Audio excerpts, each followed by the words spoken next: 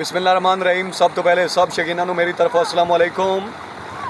और इस दे नाल जैसा कि आवाम हज़रात तुसीं जानदे हो इंशाअल्लाह इस महीने की 20 तारीख मतलब कि 20 अक्तूबर बार मौका काका सियाल स्पोर्ट्स स्टेडियम तहसील साहिवाल ज़िला सरगोदा शूटिंग वालीबाल और प्लास्टिक वालीबाल के दो अच्छे मुकाबले। पहला मुकाबला उसी जनाब चौधरी अब्दुल बासित क्लब ज़िला खुशाब मुकम्मल टीम मुकाबले वास्ते चौधरी काशिफ अली लोना राजा एहसन मल्लू मुकम्मल क्लब के नाल। और दूसरा मुकाबला खान साजिद इकबाल खानान खैल मुकाबले वास्ते जनाब चौधरी अनिल चांद साहब आप दोदा ज़िला सरगोदा।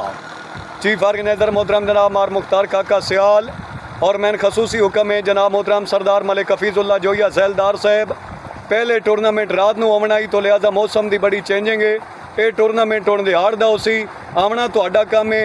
शूटिंग और प्लास्टिक वालीबाल का मज़ा असी बहुत मेहरबानी शुक्रिया। ठीक दिन 3:30 बजे पहला मुकाबला जी।